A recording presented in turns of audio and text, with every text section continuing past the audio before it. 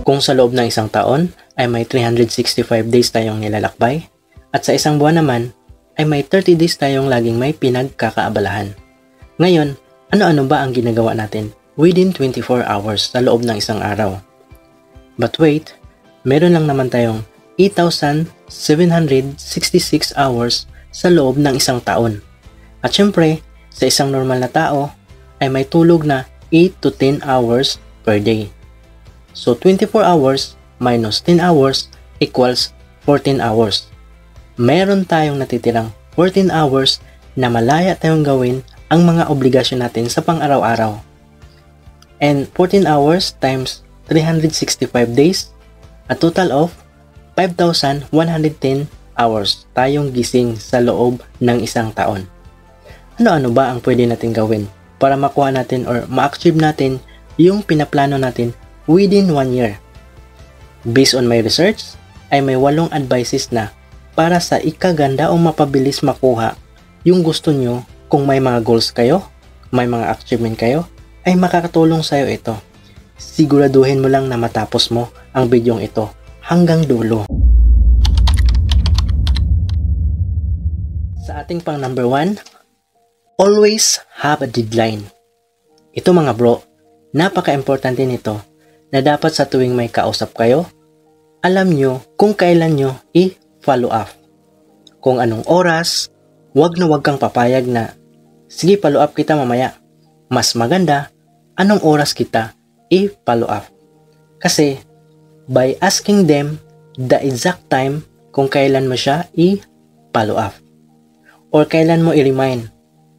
Mas maraming iniisip ka. Kasi kahit sa akin, mas gustong-gusto ko talagang ganun yung mga saktong oras. May specific time kung anong lugar tayo magkikita para ma-arrange mo yung oras, lalo na kung may trabaho or estudyante ka.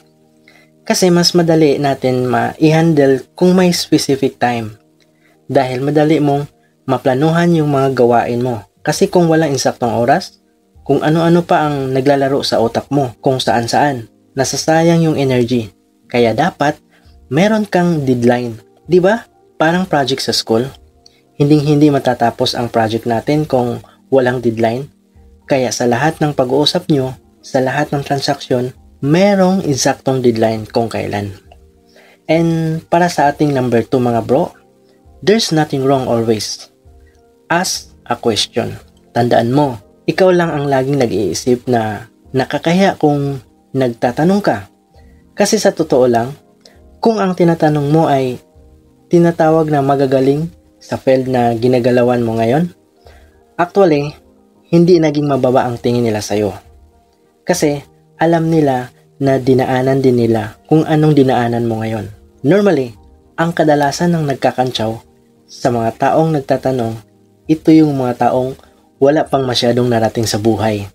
At kaya, para sa akin, learn to ask question. Pag hindi naiintindihan, lalong-lalo na pag gusto mong malaman, kasi minsan, may ugali tayo na nahihiya tayo. Oo lang tayo ng oo kahit hindi naman natin naiintindihan. Pero if you're just going to learn how to ask a question, napakaraming pera ang maisave mo. Napakaraming time and effort ang naisave mo. Kaya be proud na nagtatanong ka.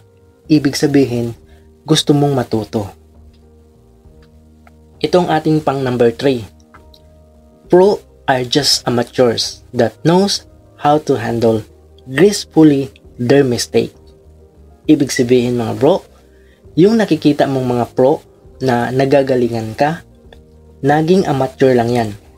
Nagkataon lang na mas marami siyang mistake na dinaanan. Pero hindi po sila nadadown. Kung ibig sabihin, kung ikaw ngayon may ginagawa ka, kung ano man ang ginagawa mo sa field mo ngayon, at marami kang mistake na naranasan, keep it up. Tuloy-tuloy mo lang yan. Sabi nga ng mentor ko na si Carl Serrano, founder ng Team Genuine Academy, hindi kailangan na magaling ka para magsimula. Kailangan mo magsimula para gumaling. Tandaan mo na ang pro is like amateur. Nagkataon lang na tanggap nila yung pagkakamali nila, pati yung mga palpak nila na in positive way. na lalo silang nanggigigil at tinutuloy-tuloy pa rin nila yung ginagawa nila. Kaya right now, pro na sila. And para sa ating number 4, ito yung naranasan ko. Don't take it personally. Ito yung part na talagang naranasan ko, as in gusto ko nang mag-quit, mag-give up. Lahat kasi ng kaibigan ko, kamag-anak ko, at mismong pamilya ko ay nag-reject sa akin. Yung time na niyaya ko sila, sa ino-offer ko, siguro ayaw nila, hindi nila gusto. But for now, is na-recover ko na ito. Iniisip ko na lang na parang ako din, na parang busy lang or minsan baka wala lang silang time para pakinggan ako or baka hindi pa sila open sa opportunity na ino-offer ko. And there's nothing wrong. At baka after the second time, malamang pumayag na sila at hindi ako nauubusan ng hope. Para sa akin, rejection is protection for something greater that is to come. Importante na maranasan mo ang ma-reject dahil pinaghahanda ka sa malaking bagay na darating sa iyo. Kailangan mong maging matatag para pagdating ng tamang panahon, hindi ka basta-basta matitibag. Kaya kung anong naranasan mo ngayon, don't take it personally. Normal lang yan. Isipin mo na lang, kaibigan. Sa tuwing may pinupuntahan ka, kailangan mong pumana ng taxi. Pero hindi lahat ng taxi magpapasakay sa'yo. Kahit konting pasensya at makarating ka rin sa paroroonan mo. Habang nag-aabang ka, paki-like na rin ang like button. Maraming salamat. At sa ating pang number 5, when crisis and disaster strike, don't ever waste it. Bakit? Kasi bro, dyan ang pinakamaraming learnings. Kaya pag nakatambak yung problema mo, ang dami mong pinagdaanan, just ask yourself, ano ba ang tinuturo sa akin ng sitwasyon na to? Kasi the moment na maintindihan mo at matutunan mo yung lesson na itinuro sa iyo sa sitwasyon na yan, good news, yan ang sign na mag-level up at mag-level up ka na. Ito na yung time na kailangan mo nang iwan ang iyong comfort zone. May kasabihan na pag malakas ang bagyo, kailangan buksan ang bintana para lumusot ang hangin. And sa ating pang number 6, be a problem solver. Sabi nga, kung isa kang empleyado at naghahanap ka ng trabaho, ibig sabihin, dagdag ka lang ulit ng sakit ng ulo ng boss mo. Kasi dapat, kung papasok ka ng isang trabaho, dapat ang magiging role mo ay tulungan mo ang boss mo na mag-solve ng mga problema. Kung anong iniisip ng boss mo ngayon, ganun rin ang iisipin mo. At ito rin naman ang role ng lahat na hindi lang sa pagiging empleyado. Based on my research, sa mga successful na mga tao, kagaya ni Elon Musk, Mark Zuckerberg, pinag-aralan nila ang human psychology. Kasi, tao lang naman yung ihahandle nila eh.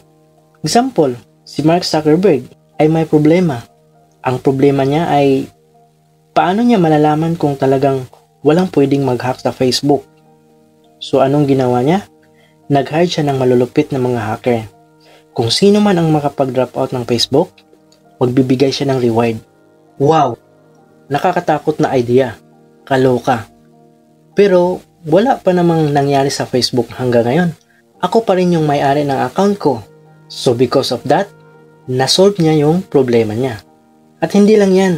Si Elon Musk, di ba nagbibinta siya ng sasakyan na di battery? Samantalang yung ibang bansa, panagira o pasabog dahil sa agawan ng langis sa merkado. At sa ating pang number 7, medyo challenging to mga bro. Learn from the people that disagree with you. Lalo na yung mga taong baka naiinsulto ka pa. Matuto kang matuto sa kanila. Kasi, we could always learn sa iba't ibang klaseng tao. Hindi ka maging selective na matututo ka lang doon sa mga taong magandang sinasabi sa'yo o doon sa mga taong ka-vibes mo. Mas maganda, kaya mo rin matuto even doon sa mga kaaway mo. Even doon sa mga taong hindi mo kasundo. Sinasabi nga nila palagi, ang school is the earth. Yun ang pinakatotoong school natin. At ang teacher natin, yung mga taong positive. at mga taong negative. At pwede kang matututo sa mga taong mayayaman at para sa mga bagay na pwede mong gawin. At pwede ka rin matututo sa mga taong mahirap para sa mga bagay na hindi mo dapat gawin. In short, maging student ka ng iba't ibang klaseng tao at maging advantage mo yan. And ito na ang last sa ating pang number 8. For you to make something good, gawin mo ito. Kung meron kang naisip, gawin mo lang. Huwag mong pakinggan ang mga taong wala pang narating sa buhay. Kung nahirapan ka, ituloy mo lang. Sa una lang ang paghihirap mo. At the end, may kapalit niyang kasaganahan. Kung nahirapan ka sa isang bagay, gawin mo lang to. Read and do it. Read and do it. Read and do it. Ako rin naman nahirapan akong mag-express ng mga idea, pero gusto kong gumawa ng video kagaya nito. Nahirapan talaga ako, lalo na sa boses ko. Pero di bale, di mo naman ako nakikita Ang importante, masanay ka sa ginagawa mo. Yun lang naman ang sekreto Meron lang akong kwento bro. Sa probinsya namin, merong isang makitid na daan papuntang ilog. Hindi madali para sa akin ang daanan. Maraming punong kahoy na kailangan putulin bago ako makadaan. Pero may positive na nangyari. Hindi mahirap sa akin ang pag-uwi dahil may palatandaan akong naiwan kung saan ako dumadaan. At ang maganda ron, nalaman na ng ibang mga kaibigan ko ang daanan. So marami na kaming pumuputol sa mga kahoy na humaharang sa aming daan hanggang dumating ang araw na wala nang sagabal ang maging daanan namin dahil sa palagi naming binabalik-balikan ang ilog na pinupuntahan namin. Kung sa tingin mo kaya ay may posibleng may magandang mangyari sa'yo sa loob ng isang taon, paki-comment na lang sa baba. At dahil dyan ay masaya akong naibahagi sa'yo ang bidyong ito. Iginigal akong matupad ang mga plano mo sa buhay. Peace out.